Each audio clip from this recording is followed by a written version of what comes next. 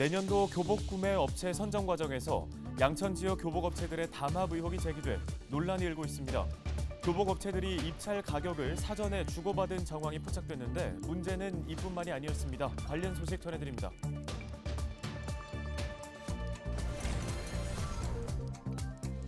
부천에서 양천 신월동을 지나 홍대 입구역까지 가는 광역철도 대장 홍대선 사업이 확정됐습니다. 서울에서 유일하게 지하철역이 없는 신월동 주민들의 기대감이 커지고 있습니다. 지난주 기준 코로나19 주간 위험도가 석 달여 만에 낮은 단계로 내려왔습니다. 서울시의 신규 확진자는 전날보다 1,000여 명이 적은 7,000명대로 집계됐습니다.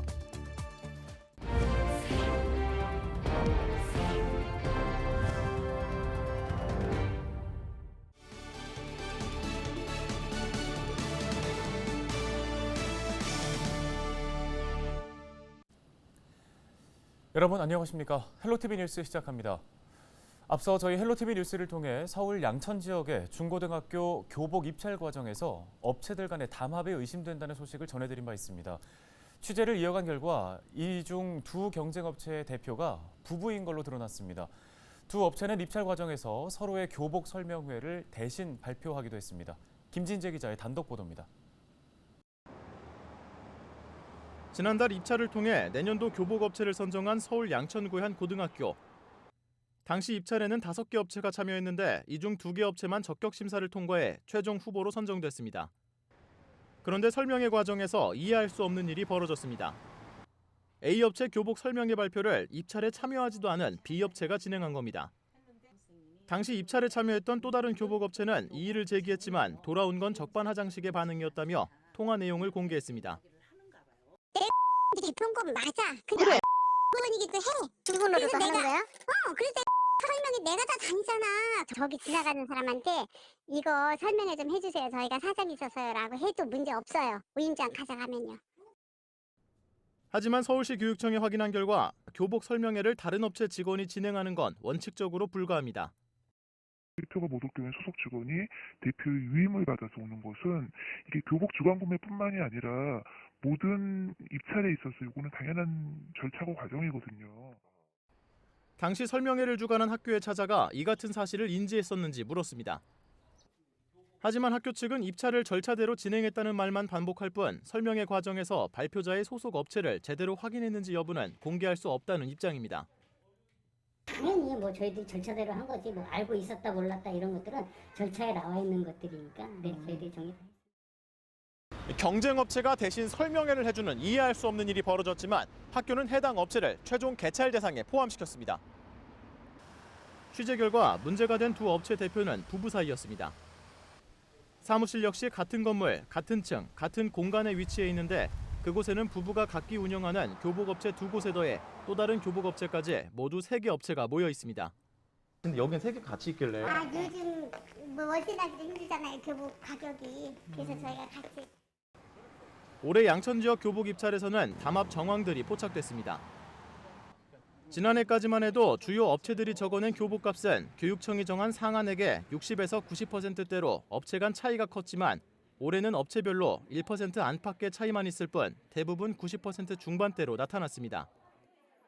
특히 교복업체 한 곳은 실제로 담합 논의가 있었다고 고백하기도 했는데 취재진이 확인한 업체 간 모임 횟수만 최소 3번입니다.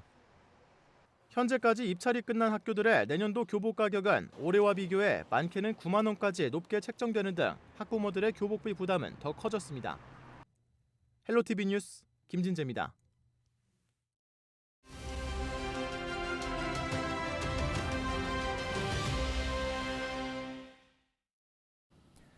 다음 소식입니다. 부천 대장신도시와 서울 홍대 입구역을 잇는 광역철도 사업인 대장 홍대선이 오는 2031년 개통을 목표로 추진된다는 소식을 전해드렸습니다. 특히 양천구 신월동을 지나는 첫 철도 노선이 될 예정이라 사업 확정을 두고 주민들의 기대가 큰 상황인데요. 관련해서 서울시의회 우형찬 의원 연결해 이야기 들어보겠습니다. 자, 먼저 지난달에 국토부가 대장 홍대선 사업자 선정을 위한 제안 공고문이 민간 투자 사업 심의위를 통과했다고 발표했는데요. 이게 어떤 의미인지 또 당시에 어떤 기분이셨는지 듣고 싶습니다. 기분이야 굉장히 좋죠. 드디어 신월동에 지하철이 들어서게 됐습니다. 김포공항으로 인해서 우리 소외되고 피해받아왔던 지역, 그러다 보니까 지하철도 없던 신월동에 처음으로 지하철이 들어서게 됐습니다. 말 그대로 대장 홍대선 사업을 누가 추진할 것인가, 어떻게 할 것인가, 확정된 사업을 누가 할 것인가 이렇게 결정하는 단계이기 때문에요. 이제 본격적으로 공사 착수 단계에 이르렀습니다. 신월동 지하철 시대 이제 시작되었습니다. 네, 오는 연말까지 사업 신청서를 받을 예정인데 민간 사업자들의 수요가 얼마나 있을지가 궁금하고요. 신청 이후에 착공 또 개통까지는 어떤 과정들이 남아 있습니까? 일단은 민간 사업자들이 어디에서 참여할 거라고 저희가 단정 지을 수는 없을 것 같습니다. 이미 현대건설 컨소시엄에서 먼저 제안을 했었는데 우리 철도 산업에 관심 있는 기업들이 많습니다. 뭐 그런 기업들이 참여할 수가 있기도 하겠지만 아무래도 현대건설 컨소시엄이 먼저 사업자 연사를 제출했기 때문에 보다 앞서 있다, 유리한 입장이다 이렇게 말씀드릴 수가 있습니다. 이제 3자 공고가 발표가 되었고 넉 달간의 공고를 거쳐서 내년 1월에 접수된 사업 시정서에 대한 평가가 이루어질 것입니다. 이후 이제 현대건설 컨소시엄이 우선 협상 대상자로 선정이 되면은 협상을 보죠. 뭐 실시 협약을 체결하고 설계해야 되고 공사 착공 순으로 사업이 차근차근 진행이 될 예정입니다.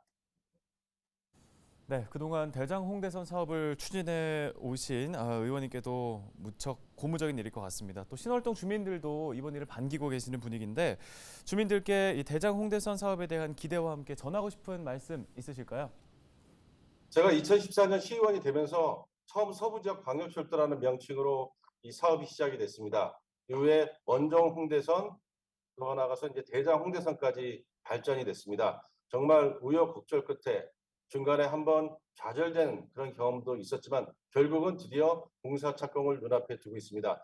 그동안 대중교통 사각지대에 놓여진 우리 신월동의 교통난 해소에 큰 발전이 이루어질 것으로 기대가 되고 있습니다. 하지만 우리 지역 주민들이 정말 관심이 있는 것은 또 하나 바로 경전철 목동선입니다. 대장 홍대선의 신월역이 건설이 되면은 우리 부천 지역에 있는 부천 신도시에 들어설 주민들도 양천으로 손쉽게 올 수 있도록 또 양천에 납부된 교통 지역들이 꽤 많습니다. 지하철 쪽으로 이곳들이 한 번에 발전시켜 나갈 수 있는 좋은 기회가 될 것으로 기대가 되고 있습니다. 대장 홍대선의 사업 성공은 또 경전철 목동선의 사업 성공으로 이어질 것으로 확신하고 있습니다. 앞으로 서울시 의회에서 저도 우리 신월동이 진정한 지하철 시대를 맞이할 수 있도록 정말 최선을 다하겠습니다. 네, 오늘 도움 말씀 고맙습니다. 지금까지 우형찬 서울시 의원이었습니다.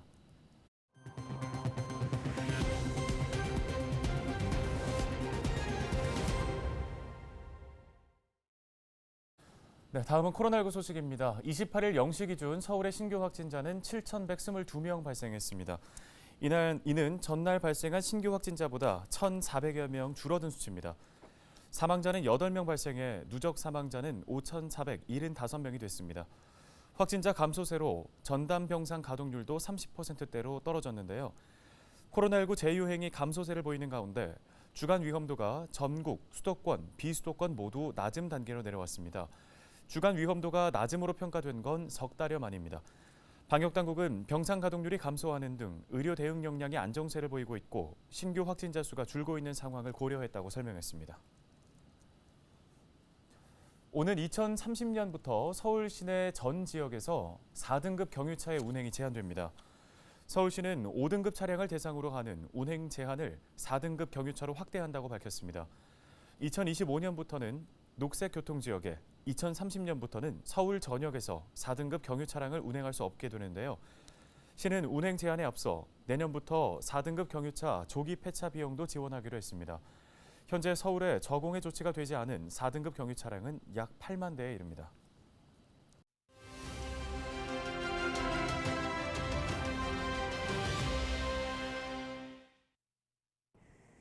범죄 행위를 저지른 만 14세 미만 청소년을 촉법소년이라고 합니다. 이들은 범죄를 저지르더라도 형사처벌 대신 사회봉사나 소년원 송치 같은 보호 처분을 받는데요. 최근 대전에선 이러한 점을 악용해 가출 청소년을 끌어들여 금은방을 털어온 일당이 무더기로 검거됐습니다.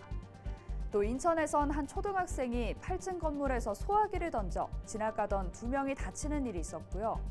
경기도 고양에선 남자 중학생이 동성 초등학생 2명을 수차례 성폭행했다는 신고가 접수돼 경찰이 수사 중입니다. 가해자는 모두 촉법소년인 만큼 형사처벌을 받지 않습니다. 이 같은 사례가 최근 3년 사이 48% 늘면서 촉법소년의 연령을 낮춰야 한다는 주장이 제기되고 있는데요. 법무부가 추진 중인 촉법소년 상한 연령 조정에 대해 국가인권위원회는 반대 의견을 표명했습니다.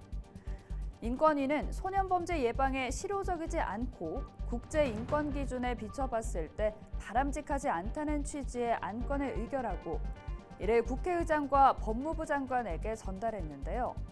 촉법소년 상한 연령을 낮추면 오히려 아동이 범죄 성향을 학습하거나 소년범에 대한 사회의 부정적 낙인과 차별을 확대할 우려가 있다는 지적입니다.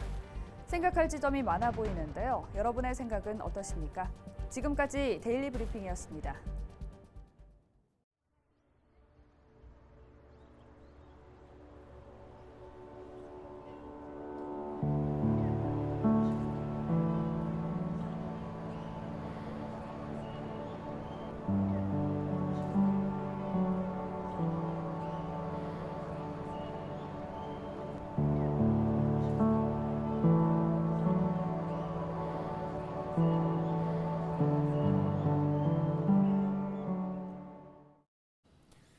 뉴스 마치겠습니다. 함께해 주신 여러분 고맙습니다.